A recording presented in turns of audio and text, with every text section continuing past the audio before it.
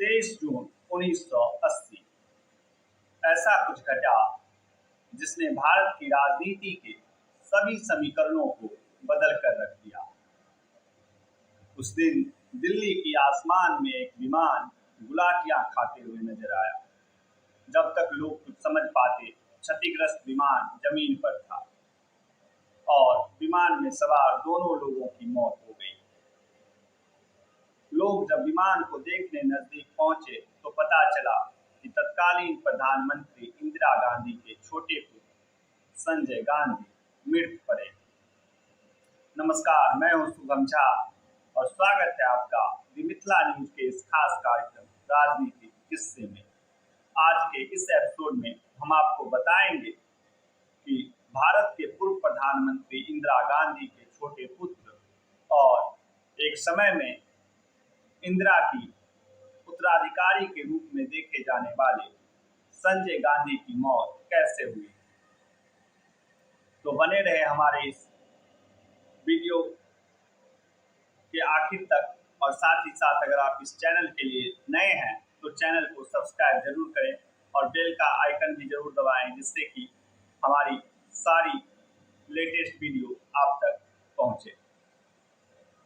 यह बात है उस समय की जब संजय गांधी इंग्लैंड में पढ़ाई कर रहे थे। इंग्लैंड में पढ़ाई के दौरान ही संजय ने हल्के विमान उड़ाने की ट्रेनिंग ली और फिर जब भारत वापस लौटे तो मौजूदा इंदिरा की सरकार में उनको हल्के विमान उड़ाने का लाइसेंस मिल गया। संजय गांधी अक्सर दिल्ली के सफदरगंज के दिल्ली फ्लाइंग क्लब में जाकर हल्के विमान उड़ाया करते थे। लेकिन एक समय ऐसा भी आया जब संजय गांधी का विमान उड़ाने का लाइसेंस रद्द कर दिया गया। बात है इमरजेंसी के बाद की, जब इमरजेंसी के बाद 1977 में जनता दल की सरकार बनी तो संजय का विमान उड़ाने का लाइसेंस छीन लिया गया। और फिर जब 1980 में इंदिरा एक बार फिर से सरकार में वापस आई तो संजय को एक बार फिर से विमान उड़ाने का लाइसेंस दे दिया गया। संजय गांधी को पिट्स AS-2 विमान काफी पसंद था और जब सरकार बनी तो पिट्स AS-2 विमान को भारत लाने की बातें शुरू हो गई और फिर मई 1980 में कस्टम विभाग ने पिट्स AS-2 विमान को भारत लाने की मंजूरी दे दी। पिट्स AS-2 विमान को लेकर संजय गांधी इतने उत्सुक थे कि आनन फानन में पिट्स AS-2 को असेंबल करके दिल्ली के सफदरगंज के दिल्ली फ्लाइंग क्लब पहुंचा दिया गया। और फिर 21 जून 1980 को संजय गांधी ने पहली बार पिट्स AS-2 की सवारी की और फिर 22 जून को संजय गांधी ने अपनी पत्नी मेनका गांधी, इंदिरा गांधी के प्रमुख सचिव RK धवन और धीरेन्द्र ब्रह्मचारी के साथ दिल्ली की आसमान में तकरीबन 40 मिनटों तक उड़ान भरी। और फिर उसके अगले दिन सुबह 7 बजे जब संजय गांधी उठे तो अपनी कार को लेकर दिल्ली फ्लाइंग क्लब की ओर निकल पड़े। उससे एक दिन पहले ही यह तय हुआ था कि संजय 23 जून को माधवराव सिंधिया के साथ उड़ान भरेंगे। लेकिन रास्ते में संजय का मूड बदला और उन्होंने अपनी कार दिल्ली फ्लाइंग क्लब के पूर्व इंस्ट्रक्टर सुभाष सक्सेना के घर की ओर मोड़ लिया। संजय सुभाष सक्सेना के घर पे पहुंचे और सुभाष सक्सेना को अपने साथ उड़ान भरने के लिए कहने लगे।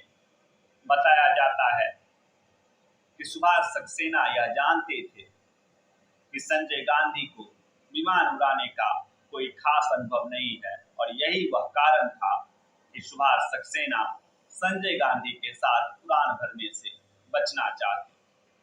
लेकिन संजय गांधी की जिद के सामने सुभाष सक्सेना को झुकना पड़ा और उन्होंने संजय गांधी के साथ उड़ान भरने के लिए हाँ कर दी और फिर दोनों साथ में सफदरगंज के दिल्ली फ्लाइंग क्लब पहुंचे।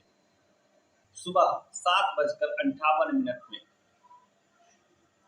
सुभाष सक्सेना और संजय गांधी साथ में पिट्स AS2 में सवार होते हैं और पिट्स AS2 दिल्ली फ्लाइंग क्लब से टेक ऑफ करती है और फिर तकरीबन 12 मिनटों तक दिल्ली की आसमान में संजय गांधी एक लूप बनाकर उड़ते रहते हैं और फिर उसके बाद संजय सफदरगंज के उस मकान के ऊपर से गुजरते हैं जहां एक दिन पहले ही इंदिरा गांधी ने उनको यह कहते हुए चेताया था कि सावधान रहना, सभी कहते हैं तुम फरवरी में काम करते हो। और फिर उसके बाद संजय विमान के साथ कलाबाजियां दिखा ही रहे थे कि अचानक से पिट्स AS2 का पिछला इंजन काम करना बंद कर दिया और फिर विमान क्षतिग्रस्त होकर जमीन पे जा गिरा। विमान में सवार दोनों लोग संजय गांधी और सुभाष सक्सेना की मौत हो गई।